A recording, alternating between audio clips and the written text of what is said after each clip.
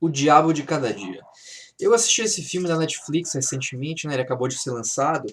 E foi até meio que por acidente que eu assisti ele. Eu não tinha ouvido falar do filme, fiquei sabendo ele um dia antes do lançamento, vi o trailer, achei que poderia ser uma boa obra de terror. O trailer passava a impressão de ser um filme de terror, um terror assim, envolvendo aquelas cidadezinhas americanas, envolvendo coisas de religião e com um pastor, um padre maligno interpretado pelo Robert Pattinson.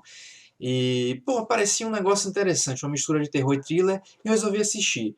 E, no entanto, o filme acabou não se mostrando nem um pouco de terror. Na verdade, ele segue mais para a ideia de drama, nem suspense ele tem praticamente. E eu acabei saindo um pouco decepcionado do filme.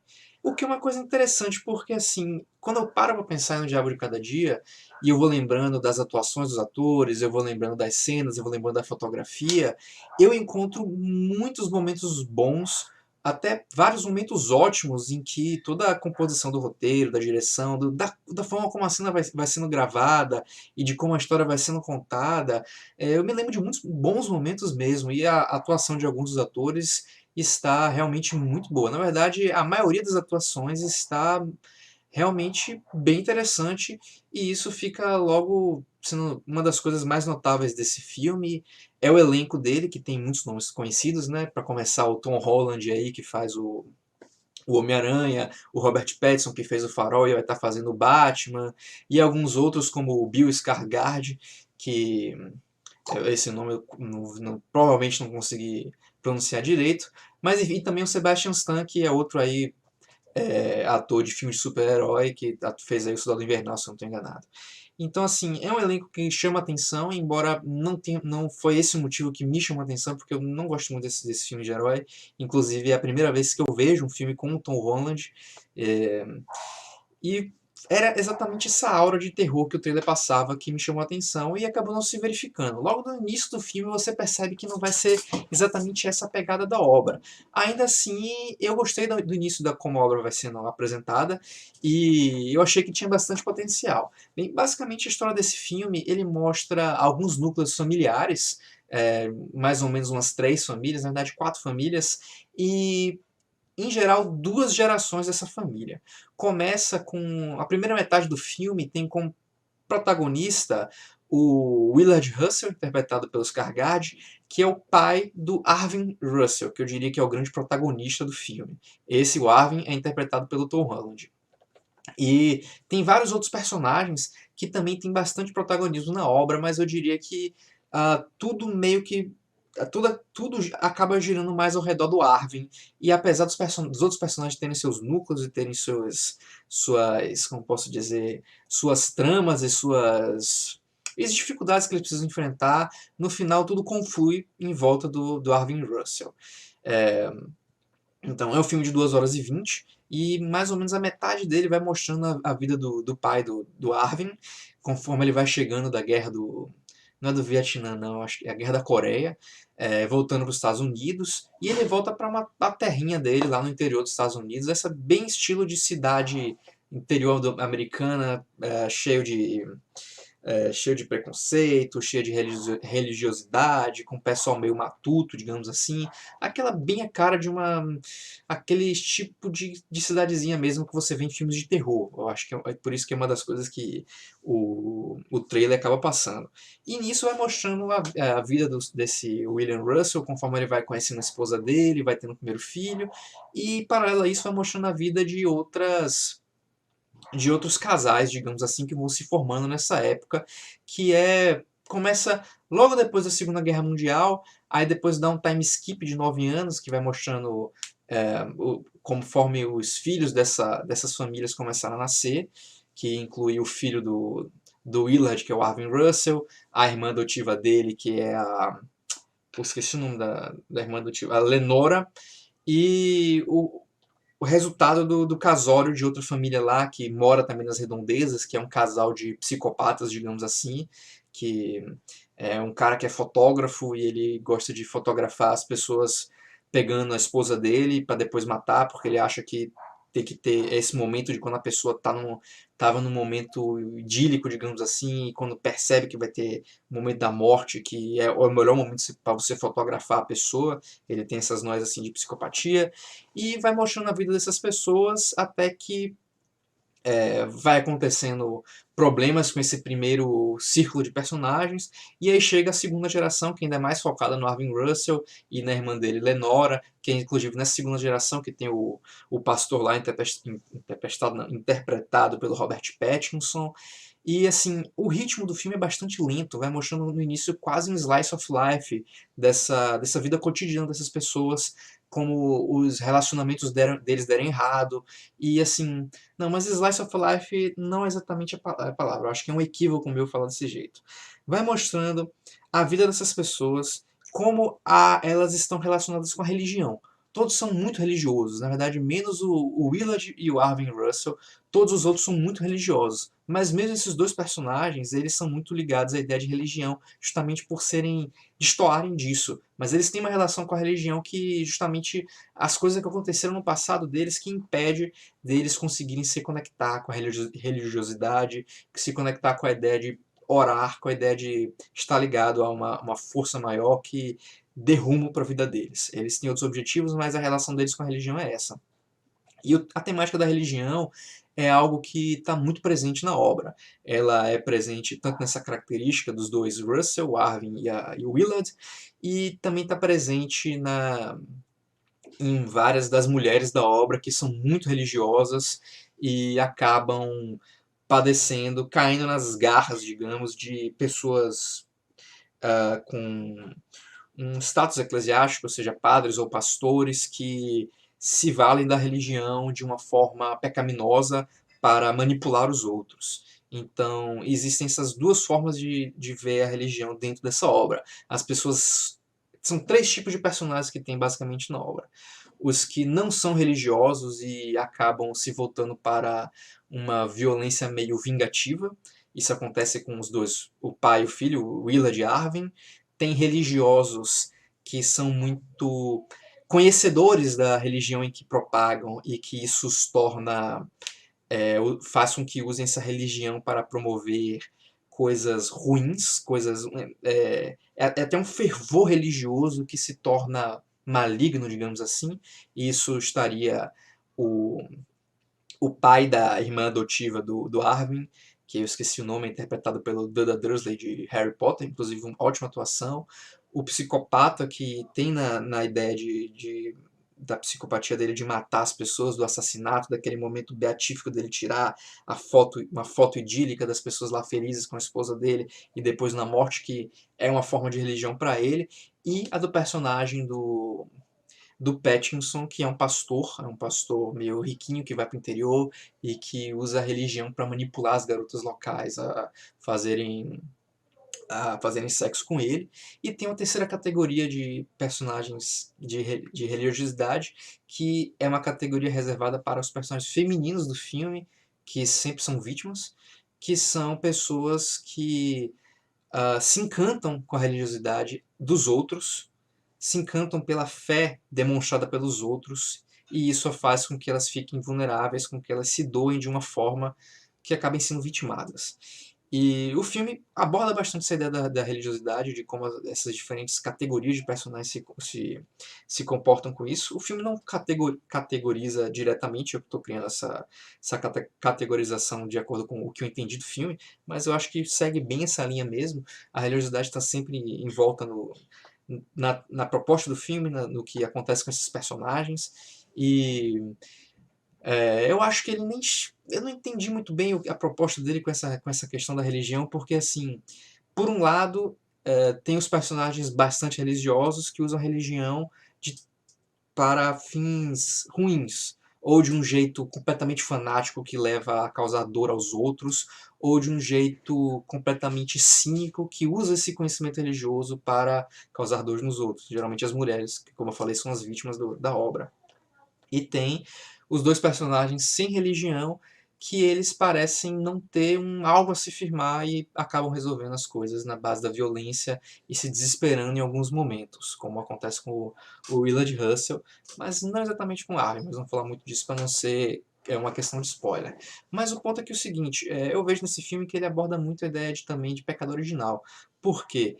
Na primeira metade, quando vai mostrando a primeira geração, digamos assim, acontecem uma série de eventos, e esses eventos eles são meio que replicados na segunda geração. Então, você vê o que aconteceu com os pais, refletindo o que aconteceram com os filhos. E às vezes, sem nem os filhos terem tido contato com o que aconteceu, eles acabam repetindo coisas do passado, como se fosse realmente aquele lance de um pecado que vai atravessando gerações e que não pode ser sanado, não pode ser purificado, bem com a ideia do pecado original mesmo da Eva, de quando mordeu a maçã, e que a partir disso toda a linhagem humana estaria, e principalmente as mulheres, estariam carregando essa ideia de pecado. E, na verdade, isso poderia ser até uma ideia interessante, mas eu acho que acaba sendo uma das grandes fraquezas do filme. Porque, como eu falei, ele é bem dirigido, ele tem um roteiro interessante em vários pontos, os personagens são interessantes, talvez eles sejam um pouco bidimensionais, no sentido de que, para eles, só existe a religião e o sofrimento. Os personagens só têm isso. São muitos personagens que são apresentados, tem alguns que não são diretamente apresentados como voltados para a ideia de religião, como por exemplo um policial que é irmão da mulher que se casa com o psicopata, e ele não fala diretamente da ideia de religião, mas você pode inferir isso de acordo com algumas palavras que vão sendo lançadas, porque o ponto dele talvez seja a ideia de poder político, que ele está sempre querendo sair por cima e tudo mais, e também acaba sendo relacionado com isso tudo, como o filme dá a entender, e ou talvez ele acabe sendo a categoria de personagens que não se apoia em religião, mas acaba se voltando para a violência. Mas, de qualquer forma, o ponto é que o filme tem esses personagens legais que acabam sendo bidimensionais porque eles são definidos pela relação com eles, com os desejos deles e os males que eles causam a partir disso para os outros ou para si mesmos. Então eles não têm exatamente uma caracterização além desses elementos que são o foco do roteiro, então acho que dá para dizer que eles são meio planos, que eles não têm muito a apresentar além disso. Mas é uma coisa que acaba acontecendo mesmo porque são muitos personagens que a obra tem e não daria para tratar todos nessas 2 horas e 20 minutos falando mais sobre eles. Mas, de qualquer forma, eu acho que apresentou o suficiente para eu achar interessante a forma como eles foram apresentados. E, como eu falei, várias cenas são muito boas. O momento em que tem um diálogo lá entre o Arvin e o padre lá do Pattinson, eu acho muito legal. As atuações estão boas. Como eu falei, é o primeiro filme que eu assisto com o Tom Holland. Eu gostei bastante da atuação dele. A atuação do Robert Pattinson, que eu vi algumas pessoas comentando, eu achei boa, só que eu acho que ela chama muita atenção por ser aquele estilo de fazer um sotaque carregado, como se fosse de uma pessoa do interior, meio que exagerado.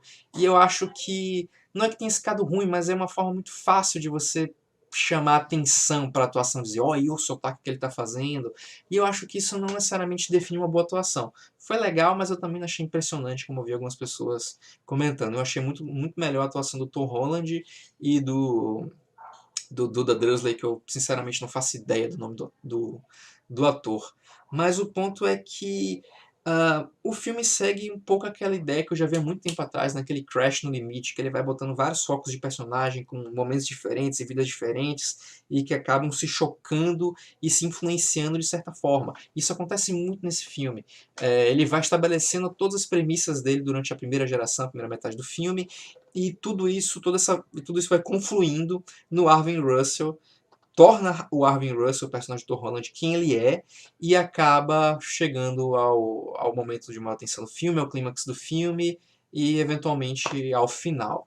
E eu acho legal os filmes que trabalham isso, eu acho legal essa proposta. O problema desse filme, eu acredito que é o principal problema dele, que talvez se não fosse isso, se tivessem feito um jeito de não ser dessa forma, de ser melhor nesse aspecto, talvez fosse um filme realmente muito bom, é que, como ele busca repetir algumas coisas que acontecem da primeira geração, com os pais dos personagens, e repete com os filhos, na geração lá do Arvin Russell, do Tom Holland, chega um momento em que quando o filme estabelece todas as premissas, quem está assistindo sabe exatamente para onde ele está indo.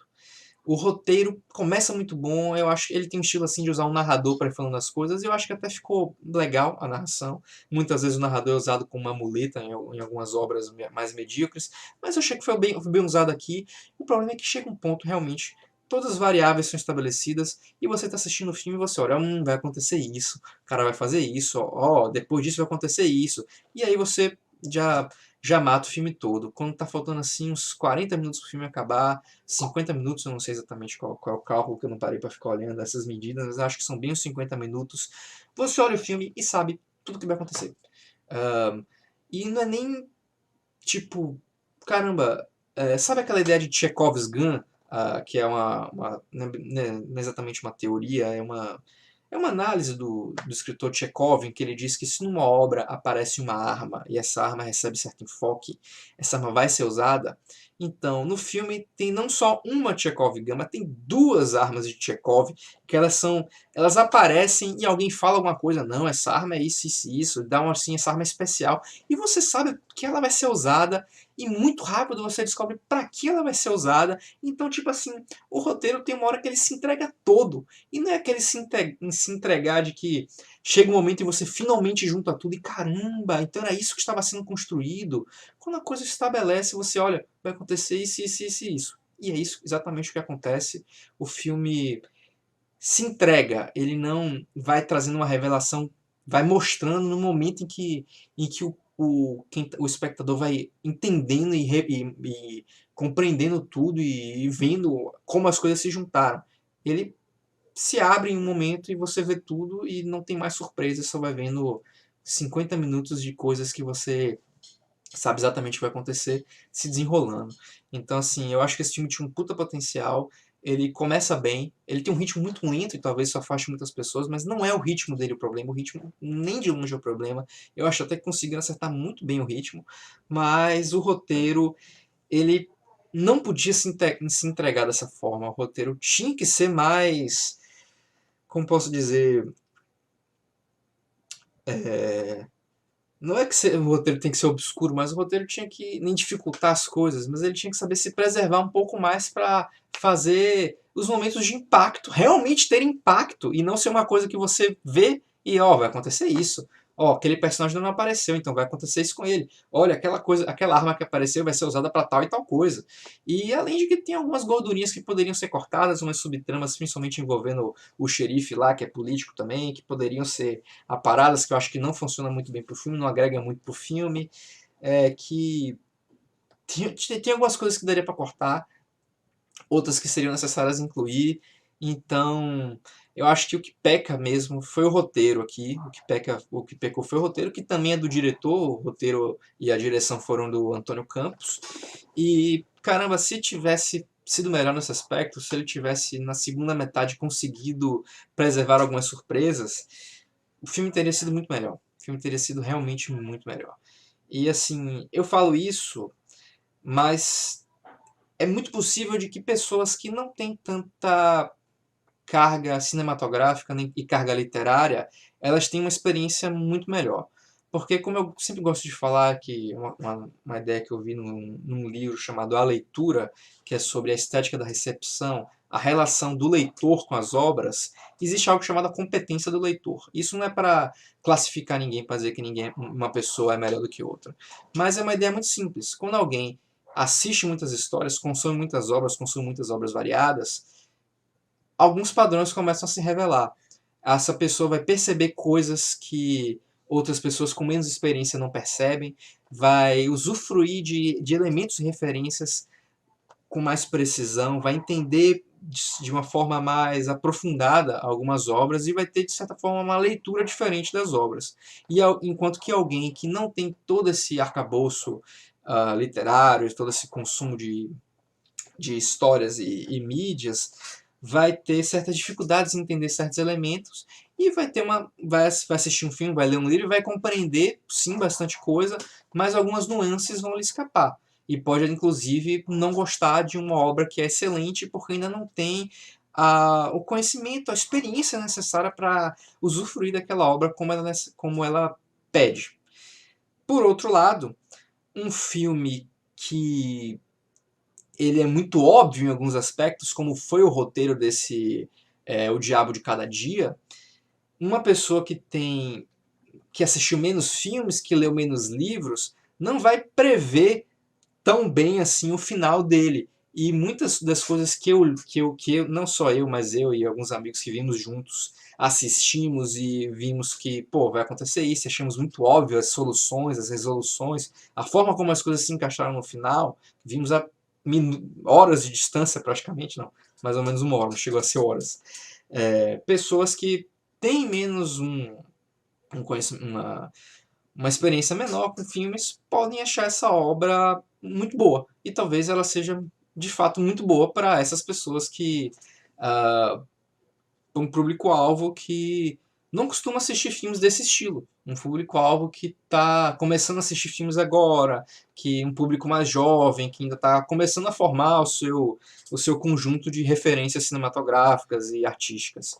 Então, assim, é um filme que eu achei com muito potencial, mas que acabou sendo fraquíssimo por conta da segunda metade, mas que ele pode encontrar um público que acabe gostando bastante dele.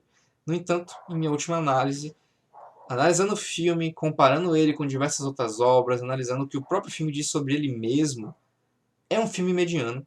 É um filme mediano e ainda é um filme mediano lento, que alguém que mais experiente com filmes, que vai assistir e chega no final e se desaponte, vai se desapontar muito porque o filme é lento. Então você demora para chegar ao ponto que você se desencanta com a obra. Então, realmente, eu não recomendo para pessoas que, sei lá, já estão acostumadas a ver filme de drama, a ver filme que tem essas características que eu fui mencionando ao longo desse texto. Esse texto não, desse vídeo. Mas o filme tem seus méritos e se ele fosse um filme menor, talvez fosse menos impactante as qualidades, as partes ruins dele, justamente porque chegaria mais rápido e o filme acabaria mais rápido. Mas no fim das contas é um filme que eu achei fraquinho e eu dou tipo uma nota. Sou péssimo em dar notas, mas eu dou, sei lá, uns 6,5 ou 7. Mas eu vou ficando nessa, eu já falei demais, eu tô desacostumado a falar de filme, tem muito tempo que eu não falo de filme aqui no canal. Espero que tenham gostado, espero que tenham achado interessante. Eu acho que provavelmente não, porque tô muito, muito, muito enferrujado em falar sobre filme. Mas por enquanto eu vou ficando nessa e até o próximo vídeo.